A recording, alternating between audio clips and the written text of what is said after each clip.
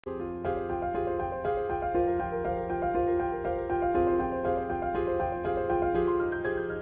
12 और question number हमने लिया है 1। तो हेलो एवरीवन, कैसे हैं आप लोग? आशा करता हूँ आप सभी लोग खुश होंगे, स्वस्थ होंगे और घर पर मैथ सॉल्व कर रहे होंगे। तो अभी हम लोग पढ़ने वाले हैं चैप्टर 12 ही। और चैप्टर 12 में मैंने लिया है question number 1 which is important, very important कह सकते हैं, क्योंकि 3-4 क्वेश्चन ऐसे हैं जो ठीक ठाक हैं आपके परीक्षा की दृष्टि से और परीक्षा में आ भी सकते हैं। तो चलिए सॉल्व करते हैं। हुआ है क्वेश्चन 1, निम्न अवरोधों के अंतर्गत z बराबर 3x + 4y का अधिकतमीकरण करना है। कंडीशन क्या है? ये होना चाहिए, ये कंडीशन है 3, जिसके अंतर्गत आपको इसका अधिकतमीकरण करना। अधिकतमीकरण मतलब इसका अधिकतम मान निकालना है, कितना हो सकता है।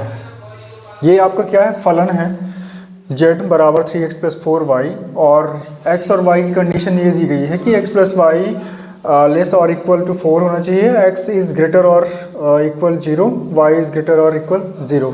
तो ये कंडीशन है जिसके आधार पे आपको इसका अधिकतमीकरण करना है। ठीक है। अच्छा, इस सवाल को लगाने के पहले आप 2 प्रमेय थोड़ा सा पढ़ लीजिए, सुन लीजिए। प्रमेय फर्स्ट के दी गई है, माना कि एक रैखिक प्रोग्रामन समस्या के लिए R एक सुसंगत क्षेत्र है और माना कि z बराबर ax + by उद्देश्य फलन है। जैसे हमारा उद्देश्य फलन ये है, जब z का एक इष्टतम मान मतलब अधिकतम या न्यूनतम हो, जहाँ व्यवरोधों, ये व्यवरोध दिए गए हैं, शर्त कंडीशन है ना, से संबंधित चर x व y रैखिक असमीकरणों, ये रैखिक असमीकरण आपने पढ़ा है क्लास 11th में, असमीकरणों द्वारा व्यक्त हों, तब यह इष्टतम मान सुसंगत क्षेत्र के कोने पर अवस्थित होने चाहिए।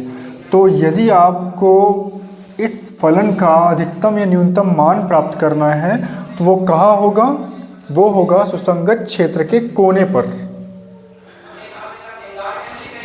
दूसरी प्रमेय कहती है, माना कि एक रैखिक प्रोग्रामन समस्या के लिए R एक सुसंगत क्षेत्र है तथा z बराबर ax + by एक उद्देश्य फलन है।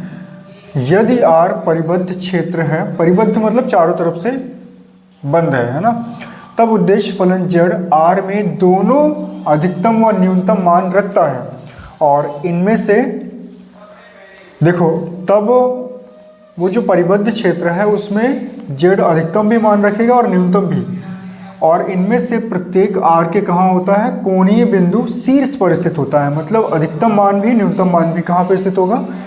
जो आपके पास परिबद्ध क्षेत्र मिलेगा उसके कोने पर। अब आते हैं अपने क्वेश्चन पे। तो इस क्वेश्चन को सॉल्व करने के लिए इसके बारे में विस्तृत रूप से डिस्कशन किसी और वीडियो पे करेंगे हम। फिलहाल इसको सॉल्व करते हैं।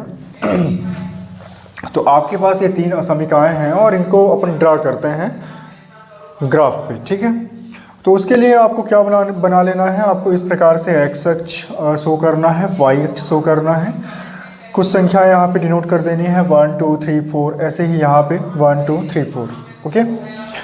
अब जैसे हमको इसके लिए देखना है कि इसका हल क्या होगा, है ना, इसका हल क्षेत्र क्या होगा, इसको ड्रॉ करना है। मतलब ये बोल रहा है कि x की वैल्यू या तो 0 के बराबर है। अच्छा, आप जानते हैं कि x बराबर 0 कहाँ पे होता है? y अक्ष पे होता है। y अक्ष पे x की वैल्यू 0 होती है। तो जब यहाँ पे x की वैल्यू 0 होगी तो x का मान अधिकतम किधर होगा? x का मान अधिकतम इधर होगा, मतलब आपके दाईं तरफ। बाईं तरफ x का मान क्या होगा? कम। तो इसके लिए यदि आप यहाँ पे ग्राफ बनाते हैं, आप इसका डायग्राम बनाते हैं तो क्या बनेगा? इसके लिए यदि आप दिखाना चाहो, सपोज इसका हल ही बताना है, तो इसका हल किधर होगा? इसका हल किधर होगा? इसका हल होगा इस डायरेक्शन में, ये डायरेक्शन में। किसका हल होगा? x इज़ ग्रेटर और इक्वल का। ठीक है, इस डायरेक्शन में होगा। तो जब आप इस तरह का डायग्राम बनाते हैं एग्ज़ाम में, तो वहाँ पे आप पेंसिल का यूज़ कर सकते हैं। पेंसिल से आप x अक्ष बनाइए, y अक्ष बनाइए और इस तरह से आप दर्शा भी सकते हैं, कोई प्रॉब्लम नहीं। ठीक है। अब यहाँ पे इसके लिए अपन ड्रॉ करना है। अब y बराबर 0 कहाँ पे होता है? x अक्ष पे होता है, यहाँ पे 0 होता है। लेकिन आपको लेना है कि y का मान 0 से ज़्यादा हो। ओके। तो जीरो से ज़्यादा मतलब अपन को इधर जाना है, ऊपर तरफ जाना है, कम के लिए नीचे तरफ जाते हैं।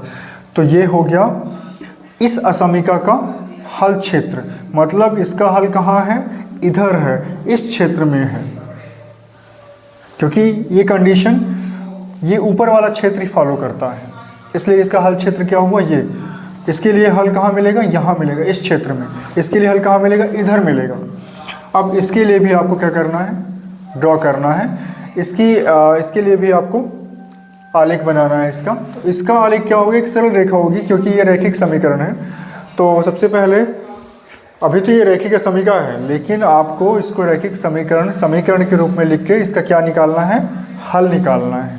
तो आपके पास क्या है, यहाँ पे दिया हुआ है x + y = 0 लेना है, अपने से लेना है। अब इसका अपन क्या निकालते हैं, हल, पॉइंट निकालते हैं जो इस समीकरण को संतुष्ट करते हो। कम से कम 3 पॉइंट चाहिए इसका आलेख बनाने के लिए। तो यहाँ पे आप x शो कर सकते हैं, ओके, ये y हो गया। सपोज यहाँ पे x = 0 लेते हैं तो y क्या मिलेगा आपको, 0 मिलेगा। गुड, x = 0 पे, अच्छा एक मिस्टेक यहाँ पे ये हो गई है कि मुझे यहाँ पे क्या लेना था, 4 लेना था, ठीक है, 4 लेना है आपको, यही ध्यान रखना है, बहुत आराम से सॉल्व करना है। x + y = 0 के लिए आलेख सबसे पहले बनाना है। जब x बराबर आप 0 लेंगे तो y क्या मिलेगा, 4। ऐसे ही y बराबर जब 0 लेंगे तो x बराबर क्या मिलेगा, 4। गुड, 2 पॉइंट हो गए। एक और पॉइंट आप बनाना चाहो तो बना सकते हो, वरना इसी से आलेख बना देते हैं अपन। तो जब x = 0 था तो y = 4, x = 0 पे y कितना मिल रहा था, 4, ये पॉइंट हुआ एक। फिर x बराबर जब 0 था तो यहाँ पे कुछ मिस्टेक हो गई है, जब x = 0 तो y 4 था, जब y = 0 तो x = 4 था, ओके। y = 0 पे x = 4 मिल रहा है, y = 0 तो x बराबर क्या मिल रहा था, 4, ये मिल गए। आप 3 पॉइंट निकाल सकते हैं, 2 पॉइंट निकाल सकते हैं। हाँ, ध्यान रखिएगा कि वो बटे में ना आए, दशमलव जैसा कोई पॉइंट ना मिले, क्योंकि उसको ड्रॉ करना थोड़ा मुश्किल वाला काम हो जाएगा, ओके। फिर आपको इसको इससे मिला देना है, ओके। थोड़ी सी लाइन तिरछी हो गई है, इसको इस प्रकार से मिला देना है, ओके। तो ये किसकी लाइन है, किस समीकरण के लिए है, ये है x + y = 4 के लिए। अब आपके क्वेश्चन में क्या दिया है, x + y की वैल्यू जो है वो 4 से कम होना चाहिए, मतलब आपको इसके लिए आलेख बनाना था, इस कंडीशन के लिए। तो देखो ये लाइन हो गई x + y = 0 के लिए। इस लाइन के इधर जाएंगे तो जो भी मान होंगे वो ज़्यादा होंगे, है ना। x + y मतलब इस कंडीशन को फॉलो नहीं करते होंगे, यहाँ पे जो मान मिलेंगे वो किससे मिलेंगे, x + y = 4 से ज़्यादा होंगे, और इधर जो मान होंगे वो इस कंडीशन को फॉलो करेंगे। मतलब इधर का जो हल होगा, इस असमीका के लिए हल क्षेत्र कौन सा होगा, ये वाला, क्योंकि यहाँ पे बोल रहा है कि x + y कम जो मान है वो 4 से क्या है, कम है। तो 4 से कम वाला क्षेत्र ये है, 4 से ज़्यादा वाला क्षेत्र ये है। तो अब आप देख पा रहे हैं कि ऐसा कौन सा क्षेत्र है जो तीनों असमीकाओं को फॉलो कर रहा है, तीनों असमीकाएं इस पे लागू हो रही हैं। तो वो क्षेत्र है ये वाला, ठीक है। ये कहलाएगा तीनों असमीकाओं के लिए कॉमन हल क्षेत्र, जहाँ पे ये तीनों कंडीशन फॉलो होती हैं। अब आप देख पा रहे हैं यहाँ पे कि आपको इस तरह से एक परिबद्ध क्षेत्र मिला हुआ है, परिबद्ध, चारों तरफ से, तीनों तरफ से बंद है, और यहाँ पे आपको कुछ पॉइंट मिल रहे हैं। जैसे इस पॉइंट को क्या बोल सकते हैं अपन, इसको बोल सकते हैं 0, 4। इस पॉइंट को क्या बोल सकते हैं, 4, 0। इस पॉइंट को क्या बोल सकते हैं, 0, 0, ओके।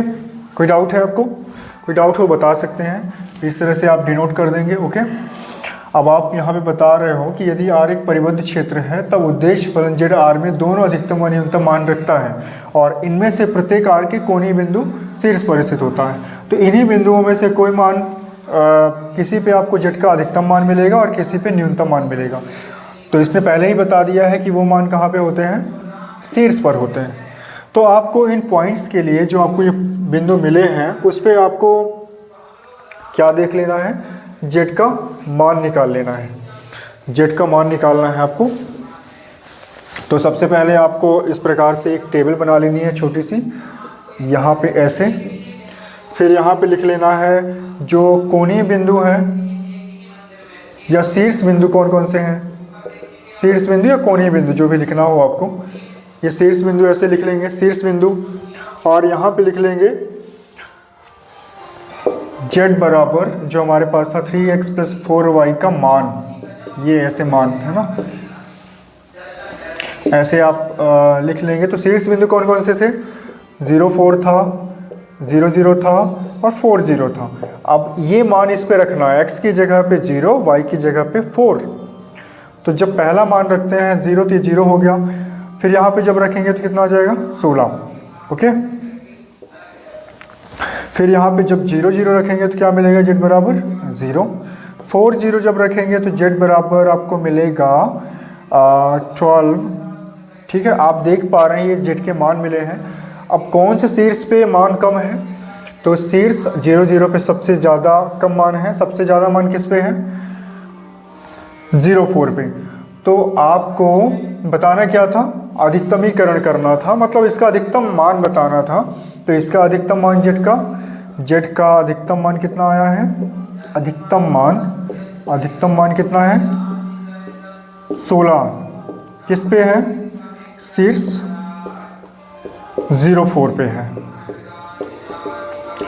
ओके, इस प्रकार से आपको बता देना है।